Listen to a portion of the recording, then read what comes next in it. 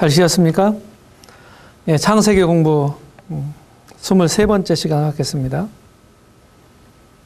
예, 우리 지난 시간에 이어서 창세기 18장을 계속 보겠습니다. 창세기 18장 22절 이하에 보게 되면은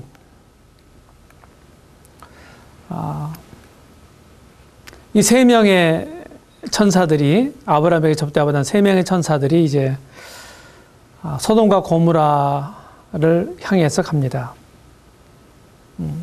소돔과 고모라 성을 하나님께서 멸망하시기로 이렇게 작정하신 것을 이들을 통해서 알게 되었고, 그래서 아브라함은 그곳에 살고 있는 조카 롯을 위한 이 중보 기도를 하게 됩니다.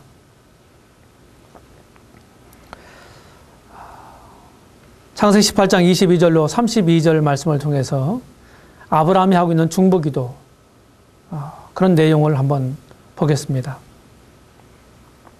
바람직한 기도의 태도를 우리는 아브라함을 통해서 배우게 되죠.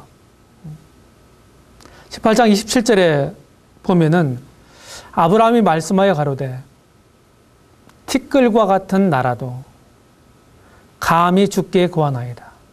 여기 티끌과 같은 나, 이런 표현, 그리고 감이라는 표현, 이런 걸 통해서 아브라함이 얼마나 겸손한 사람이고 뿐만 아니라 얼마나 용기가 있는 사람인가 하는 사실을 우리는 배우게 됩니다. 진정한 기도는 자신에 대한 과시나 자기 의의를 쌓는 방편이 아니라 자신을 낮추고 부인하는 그런 자리고, 오직 하나님의 영광을 위해서 하나님께 고하는 영적인 사역입니다. 우리가 금식 기도도 좋고 어떤 특별한 기도 좋습니다. 새벽 기도라든지 철야 기도라든지 또 산상 기도라든지 금식 기도라든지 이런 어떤 특별한 이런 대가를 지불하면서 하는 기도임에 틀림없습니다. 그럼에도 불구하고 그 기도의 목적이 무엇이냐는 굉장히 중요합니다. 그 기도를 하는 그 기도자의 자세가 어떠냐는 굉장히 중요한 것입니다. 자신이 이와 같은 일을 했다고 하는 업적을 과시하는 그런 도구로 사용해서는 안 되는 것입니다. 그것은 기도의 정신과 맞지 않습니다. 다만 사람들을 사랑하고 하나님의 뜻을 성취하는 그런 목적으로 우리가 기도를 해야 하는 것입니다. 그리스도를 본받아라고 하는 책의 저자인 토마스 아 캠피스는 겸손과 용기의 덕이 없으면 아무도 기도의 사람이 될 수 없다고 단언합니다. 우리들도 겸손함으로 그리고 용기를 가지고 기도의 향로를 들고 보좌 앞에 나아가야만 하겠습니다. 진정한 기도는 자기를 부인하는 것으로 그 토대를 삼습니다. 내가 부인되지 않으면 진정한 기도를 할 수는 없는 것입니다. 뿐만 아니라 진정한 기도는 하나님을 신뢰하고 하나님을 인정하는 신앙의 행위입니다. 그렇다고 한다면 자신이 부인되고 하나님을 긍정하고 하나님을 신뢰하는 그런 것이 기도의 정신이라고 한다면 그것은 복음의 맥과 다르지 않습니다. 회개하고 복음을 믿으라고 마가복음 1장 15절에서 우리 주께서 말씀하셨습니다. 회개는 자신에 대한 부정이요, 믿음은 하나님께 대한 긍정입니다. 여기 아브라함의 내용과 범위로 보게 되면 아브라함은 주께서 의인을 악인과 함께 멸하시려나이까 이렇게 18장 23절에서 그 기도를 시작합니다. 주께서 의인과 악인을 함께 멸하시려나이까 이렇게 얘기를 합니다. 하나님의 의를 위하고 영혼들을 위한 간절함이 그의 기도말에 배어 있습니다.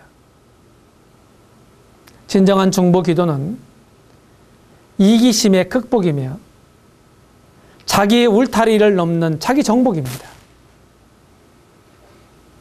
기도의 사람 조지 뮬러는 이렇게 말했습니다.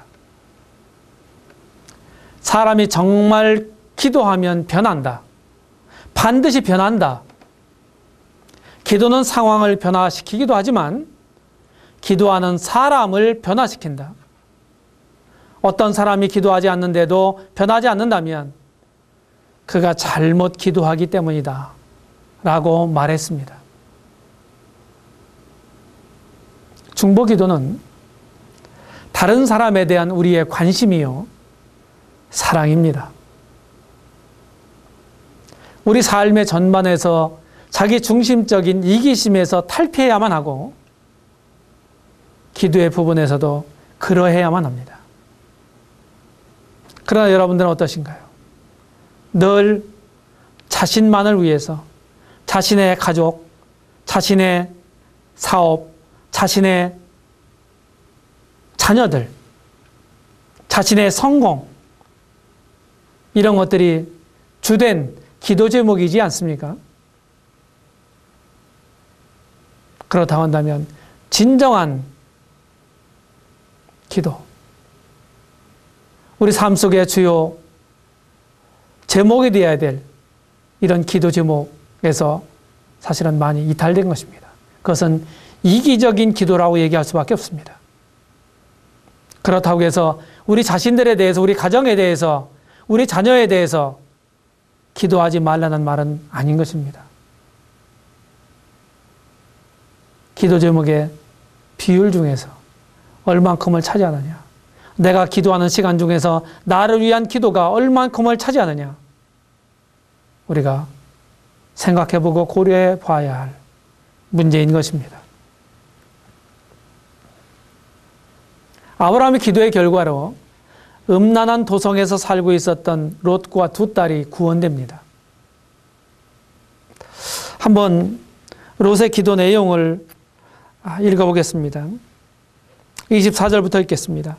그 성중에 의인 50이 있을지라도 주께서 그곳을 멸하시고 그 50 의인을 위하여 용서치 아니하시리이까. 주께서 이같이 하사 의인을 악인과 함께 죽이심은 불가하오며 의인과 악인을 균등히 하심도 불가하니이다. 세상을 심판하시는 이가 공의를 행하실 것이 아니니까. 여호와께서 가라사대 내가 만일 소돔 성중에서 의인 50을 찾으면 그들을 위하여 온 지경을 용서하리라. 아브라함은 지금 하나님의 어떠하심, 하나님의 성품, 공의로우신 하나님의 성품을 들어서 지금 기도하고 있어요. 하나님께 합당한 기도가 되는 것입니다.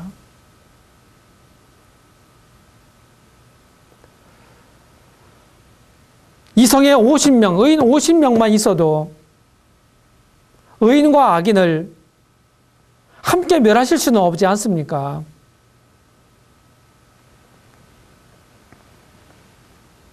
하나님 답변하셨어요. 이 도성에서 의인 50명을 찾으면 내 용서하겠다. 아브라함이 말합니다. 티끌과 같은 나라도 감히 주께 구합니다. 똑같은 기도를 하죠. 겸손하고도 그리고 용기 있게 기도합니다. 의인 50 의인 중에 5명만 부족할 것이면 그 5명 부족함을 인해서 온 성을 멸하시겠습니까? 내가 거기서 45인을 찾으면 멸하지 않겠다. 또 아브라함이 기도합니다. 40인을 찾으시면 어찌 하시렵니까? 40인을 찾아서 내 멸하지 않겠다. 주여, 노하지 마십시오. 거기서 30인을 찾으시면 어찌하시렵니까? 내가 거기서 30명을 찾아도 멸하지 않겠다. 다시 한번 끈질기게 아브라함은 기도합니다. 감히 내 주께 구합니다. 20인을 찾으시면 어찌하시렵니까? 내가 20인을 찾아도 멸하지 않겠다. 아브라함이 주여 노하지 마십시오. 제가 이번만 더 말씀을 드리겠습니다. 거기서 10명을 찾으면 어찌하시렵니까? 내가 10명을 찾아도 멸하지 않겠다. 10명만이 있어도 멸하지 않겠다. 여호와께서 아브라함과 말씀을 마치시고 즉시 가시니 아브라함도 자기 곳으로 돌아갔더라. 하나님과의 대화. 우리로 말하면 기도입니다. 이 기도를 했어요. 얼마나 아브라함이 이렇게 끈질기게 기도하는지, 애절하게 기도하는지, 우리는 이런 사실들을 배우게 됩니다. 하나님의 뜻에 부합되게 기도하는 거예요. 하나님은 사랑이시지 않습니까? 그리고 공의로우신 분이시잖아요. 그러니까 의인과 악인을 함께 도매금으로 멸할 수는 없다고 하는 것이죠. 그런 것을 아브라함은 잘 알고 있었어요. 그래서 그것을 들어서 지금 이렇게 하나님 앞에 담대하게 구하고 있었어요. 뿐만 아니라 하나님은 사랑이시지 않습니까? 사람들이 한 사람도 멸망받지 않기를 원하십니다. 예나 지금이나 마찬가지죠. 한 사람의 참되고 간절한 기도가 하나님을 움직인다는 사실을 기억하시기 바랍니다. 아브라함이 말씀하셨던 그 하나님이 오늘날 우리에게 말씀하십니다. 18장 17절에 보게 되면 나의 하려는 것을 아브라함에게 숨기겠느냐. 믿음의 사람들이 숨기기를 원하시지 않죠. 오늘날에도 이 원리는 동일하다고 생각합니다. 그 다음 19장을 보겠습니다. 19장 전체를 보게 되면은 이제 소돔성에 관한 얘기가 나와요. 자, 잃어버린 세월. 롯은 자기 숙부인 아브라함과 함께 양을 치고 있었습니다. 가축을 쳤어요. 근데 수가 점점 늘어나니까 함께 할 수가 없었습니다. 그래서 서로 이제 갈라서게 되는데 내가 좌하면 내가 우하고 내가 우하면 내가 좌하리라. 아브라함이 이렇게 먼저 선택권을 조카 롯에게 줍니다. 그럼 우리가 상식적으로 숙부가 먼저 선택하고 내가 이거 가져 이렇게 말할 수 있잖아요. 또 그게 어떤 면에서 볼 때는 당연할 수가 있습니다. 근데 아브라함은 훌륭한 인격자였기 때문에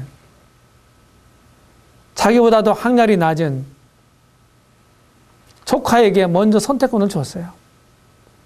그런데 롯은 우리가 이미 살펴본 것처럼 눈에 보이는 대로 요단들에 아주 물이 넉넉하고 초목이 잘 되어 있기 때문에 목양하기 아주 적합한 것으로 눈에 보였어요. 그래서 그곳을 택하지 않습니까?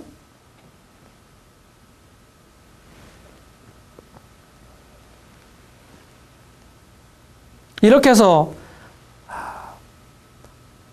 롯이라고 하는 사람이 소돔성에 거하게 됐던 것입니다. 지금 우리가 살펴보고 있는 창세기 19장에는 소돔과 고모라 성이 멸망하는 장면이 기록되어 있잖아요.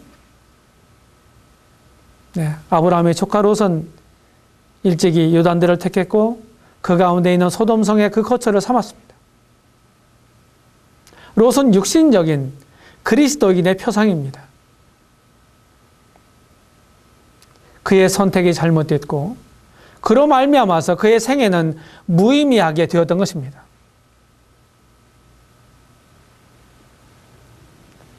창세기 19장 9절에 보게 되면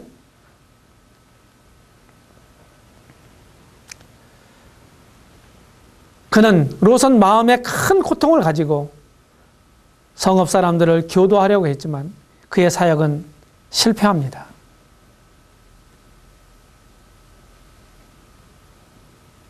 먼 후일에 성령께서 이 롯을 언급하십니다.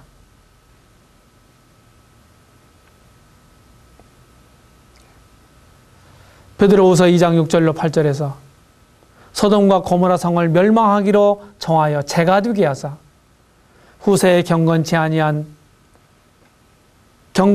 아니할 자들에게 본을 삼으셨으며 무법한 자의 음란한 행실을 인하여 고통하는 의로운 롯을 건지셨으니 이 의인이 저희 중에서 과연 날마다 저 불법한 행실을 보고 들음으로 그 의로운 심령을 상하니라. 그는 믿는 사람이었기 때문에 여전히 그들의 행실을 제지해 보려고 하고 교도해 보려고 했지만 그들에게 통하지 않았습니다. 아브라함처럼 세상에서 성별된 삶을 하나님 말씀을 따라서 살아가게 될 때 세상 사람들에게 영향을 끼치게 되는 것입니다. 세상 속에 파묻혀 있으면서 그런 분위기 가운데 살고 있으면서 결코 세상에 영향을 끼칠 수가 없는 것입니다. 오늘날 그리스도인들이 그리고 하나님의 교회가 세상에 대해서 어필을 내지 못하는 이유가 바로 여기에 있는 것입니다. 하나님은 우리를 세상으로부터 분리해내셨습니다. 고린도후서 6장에서 너희는 저희 중에서 나와서 따로 있으라고 말합니다. 세상 사람들과 멍해를 같이 하는 것이 옳지 않다고 말씀하십니다. 신앙생활에 아주 중요한 이 원리를 우리 각 개인이, 믿는 우리 각 개인이, 그리고 하나님의 교회가 무시하기 때문에 세상에 빛이 되고 있지 못하고 있는 것입니다. 롯과 똑같습니다. 롯과 그의 처는 이 소돔성의 미련을 가지고 있었던 것 같습니다. 왜냐하면 여기 19장 16절에 보게 되면 롯이 지체하고 있었고 나중에 그의 처는 소돔성을 나오면서 뒤돌아보지 말라고 하는 하나님 말씀을 위배해서 소금 기둥이 되고 말기 때문입니다. 그곳에 많은 재물을 쌓아놨을 것입니다. 미련을 가질 만한 그런 어떤 것들이 있었음에 틀림없습니다.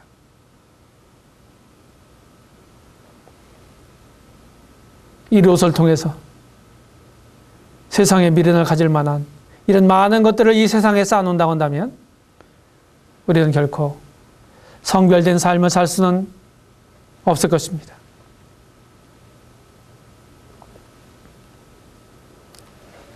우리 주님이 말씀하셨어요.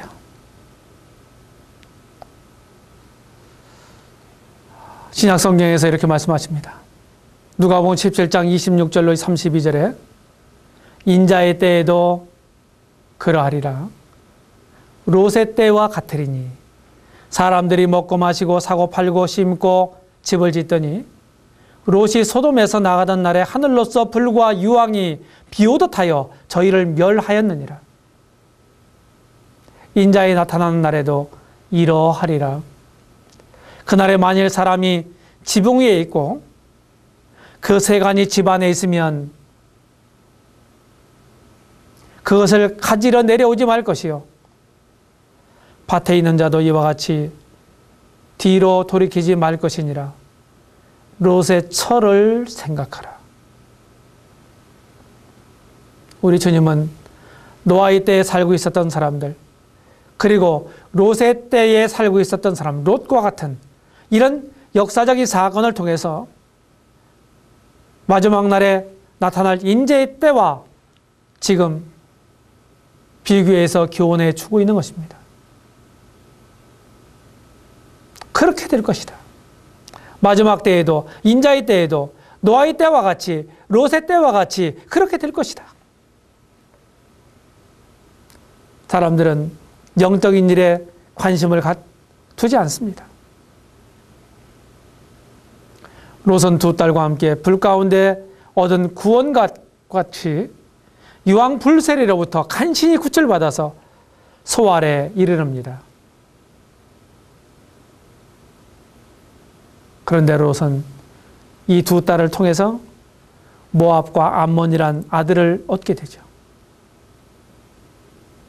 그들은 대대로 이스라엘의 대적이 된 모압 족속과 암몬 족속의 조상이 됩니다.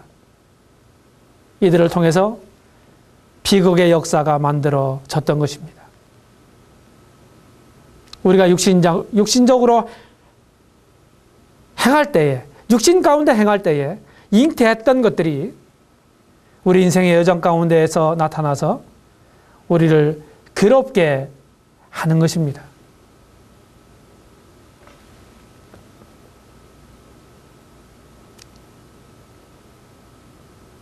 이제 아브라함의 안목을 보겠습니다. 아브라함이 가졌던 4가지 안목을 통해서 우리가 배운 대로 광대하고도 심오한 균형적인 안목, 즉 분별을 가지고 살아갈 때 위대한 믿음의 사람이 될 수 있을 것입니다. 우리는 아브라함의 안목의 넓이를 배워야 합니다. 보다 넓은 세상을 볼 수 있어야 합니다. 창세기 13장 14절로 15절에서 너는 눈을 들어 너 있는 곳에서 동서남북을 바라보라. 보이는 땅을 내가 너와 네 자손에게 주리니 영원히 이르리라고 약속해 주셨습니다. 눈을 들어 너 있는 곳에서 동서남북을 바라보라. 이것이 아브라함이 가졌던 안목의 넓이입니다. 그 다음에 두 번째 아브라함의 안목은 그 높이를, 그가 가졌던 그 안목의 높이를 배워야 합니다. 지고한 천성에 대한 확고한 시각을 가져야 합니다. 창세기 15장 5절에서 하늘을 우러러 못별을 셀 수 있나 보라. 보라. 또 그에게 이르시되 내가 네 자손이 이와 같으리라. 아브라함은 하늘을 바라보았습니다. 그리고 더 나은 성을 바라보았던 거예요. 뿐만 아니라 아브라함이 가졌던 안목의 깊이를 배워야 합니다. 깊은 지옥의 시면을 확인해야 합니다. 아브라함은 소돔과 고모라 성이 타는 모습을 보았어요. 창세기 19장 28절에 보게 되면 소돔과 고모라와 그 온 들을 향하여 눈을 들어 연기가 옹기점 연기같이 치밀음을 보았더라. 이것이 아브라함이 가지고 있었던 그 안목의 깊이입니다. 아브라함이 가졌던 네 번째 안목은 그 안목의 길이입니다. 우리는 그것을 배워야 합니다. 장구한 비전을 가지고 미래를 대개해야 합니다. 요한복음 8장 56절에서 너희 조상 아브라함은 나이 때 볼 것을 즐거워하다가 보고 기뻐했다고 우리 주께서 친히 말씀하셨습니다. 저는 약 20여 년 전에 아브라함처럼이라고는 아주 긴 시를 쓴 적이 있습니다. 이런 계기를 통해서 소개해 드리려 합니다. 아브라함처럼. 시 제목입니다.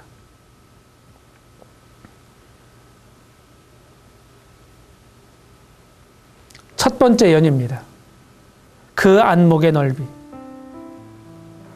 아브라함아, 너는 눈을 들어 너 있는 곳에서 동서남북을 바라보라. 기름진 요단들을 양보한 그에게 더 넓은 분깃을 친히 보여주신 하나님이 오늘 내게 말씀하시네. 너 있는 곳에서, 내가 살아가는 삶의 현장에서 전후 좌우를 둘러보라. 더 넓게 바라보라. 다른 이의 복만 바라다 보고 자신의 분복을 헤아리지 못하는 자에게, 오 주여, 제게 보다 넓은 안목을 갖게 하사 주의 분복을 누리는 자 되게 하소서. 제게 주신 삶의 현장에서 풍요하게 부으시는 주님의 넓음을 헤아리게 하소서. 생존하는 삶의 공간을 뛰어넘어 드넓은 세상을 보게 하소서. 그리하여 그토록 넓게 펼쳐진 주의 사랑의 넓이를 알게 하소서.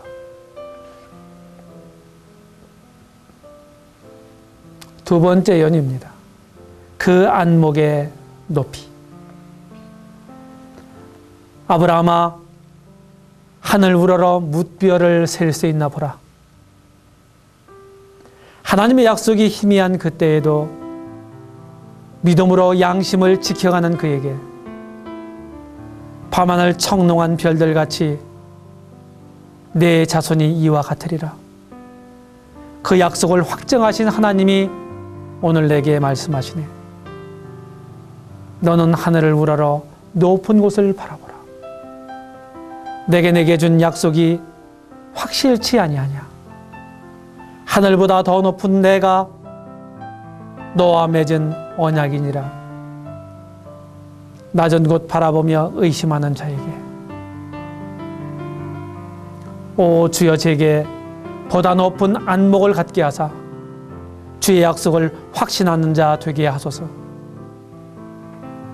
제게 주신 삶의 현장에서 확증해 보이시는 주님의 높음을 헤아리게 하소서. 저의 생각을 초월한 높은 그곳을 보게 하소서. 그리하여 그토록 숭고하신 주의 사랑의 높이를 깨닫게 하소서.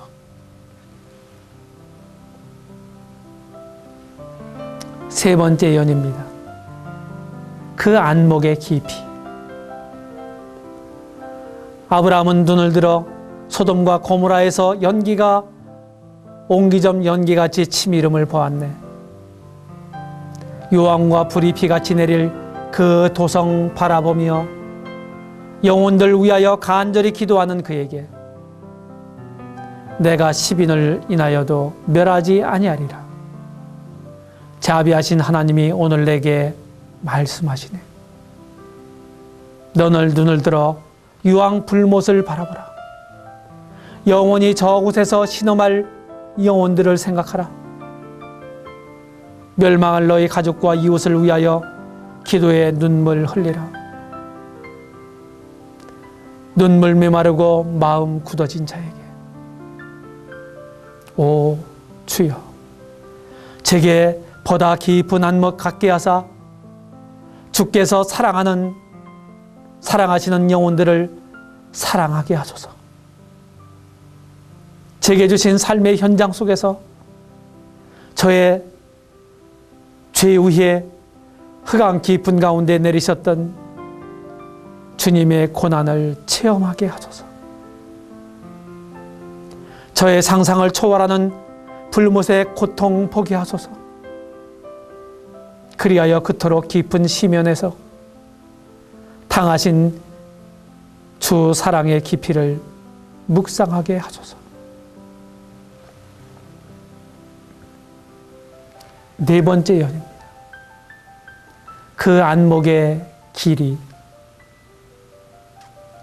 아브라함은 나이 때 볼 것을 즐거워하다가 보고 기뻐하였느니라.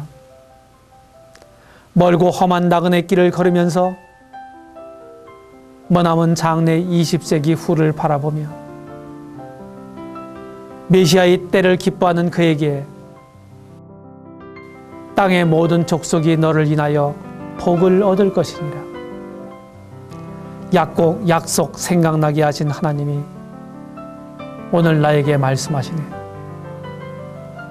너는 멀리 바라보라. 더 멀리 너의 본향을 바라보라. 영원을 대기하라. 현실에만 급급하여 현세적 삶을 사는 자에게 오 주여, 제가 보다 먼 안목을 갖게 하사 고상한 삶만을 추구하는 자 되게 하소서. 제게 주신 삶의 현장에서 접하는 많은 사람들과 믿음으로 영원에 사는 자 되게 하소서. 생존하는 시간 넘어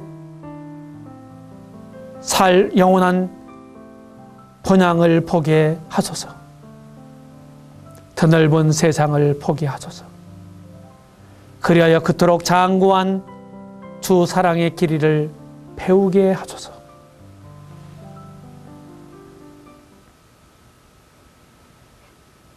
이것이 제가 썼던 아브라함처럼이라는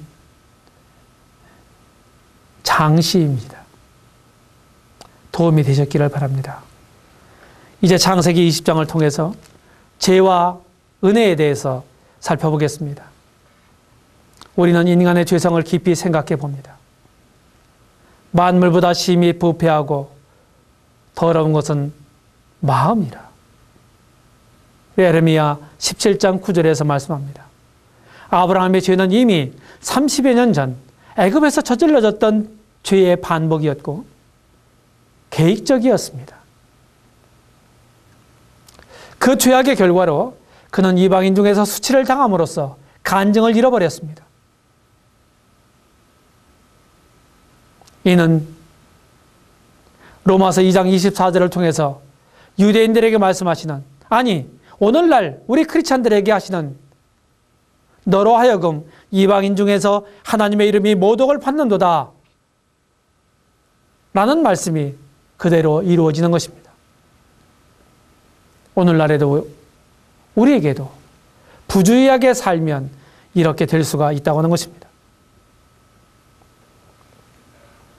우리는 하나님의 은혜를 깊이 생각해 봅니다. 13절을 읽겠습니다. 하나님이 나로 내 아비 집을 떠나 두루 다니게 하실 때에 내가 아내에게 말하기를 이후로 우리의 가는 곳마다 그대는 나를 그대의 오라비라 하라. 이것이 그대가 내게 베풀 은혜라 하였었노라.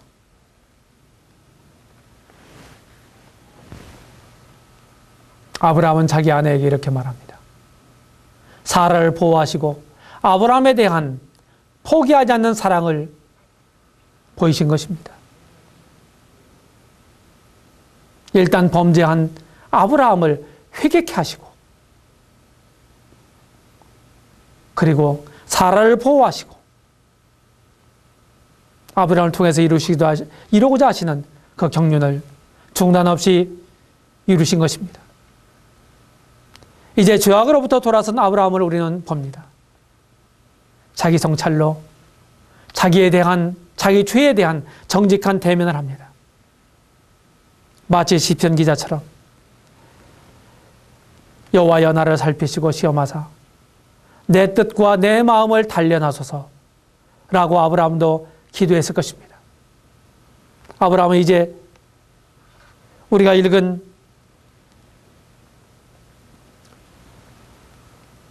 20장 17절을 통해서 기도합니다. 아브라함이 하나님께 기도하며 이렇게 기록하고 있죠.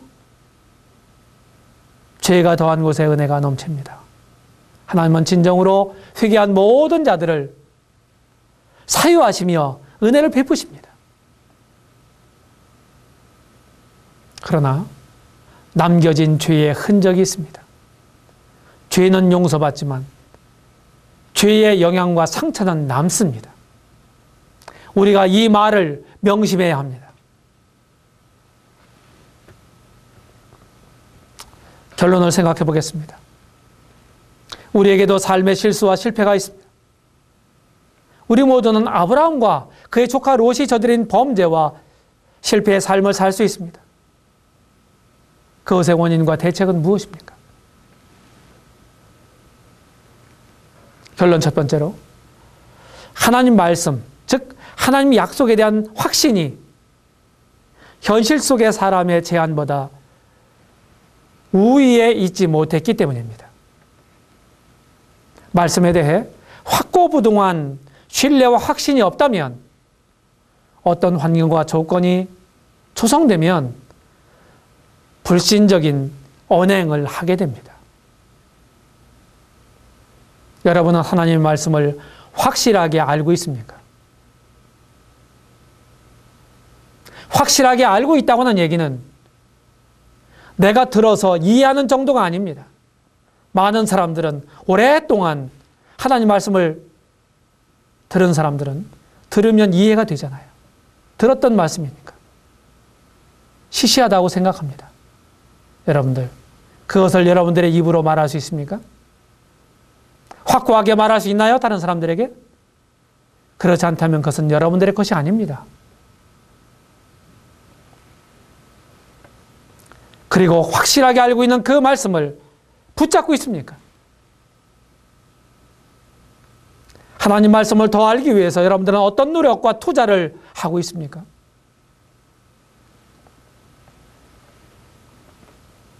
그러면서 우리는 다른 사람들을 판단하기 일쑤입니다. 가만히 앉아서 다른 사람들이 하는 말을, 전하는 말씀을 도마 위에 올려놓고 난자질하기는 쉬운 것입니다. 결론 두 번째로, 나의 여전한 연약과 부족한 행동은 하나님과 다른 사람들에게 수고를 끼치게 합니다. 실패를 통해 배울 줄 아는 사람은 현명한 사람이죠. 실패하지 않고서 배우는 사람은 더 현명한 사람입니다. 여러분들은 한 번만 말해도 알아듣고 행동합니까? 아니면 두 번, 세 번 들어야 합니까?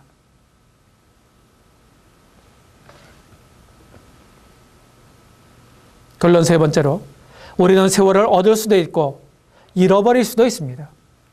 영원한 차원에서 아무런 의미 없는 삶을 살고 있을 수 있습니다. 여러분은 세월을 구속하고 있습니까? 아니면 잃어버리고 계신가요? 이제까지 하나님의 컴퓨터에 세이브된 날들이 여러분들은 얼마나 되십니까? 아니면 얼마나 잃어버리셨나요? 하나님을 떠난 삶은 의미가 없는 날들입니다. 결론 네 번째로, 다른 사람들을 섬기고 그들을 위해서 기도하는 삶은 값진 삶입니다. 여러분은 나그네를 잘 대접하고 있으십니까? 다른 사람들을 위해서 중보하고 계신가요?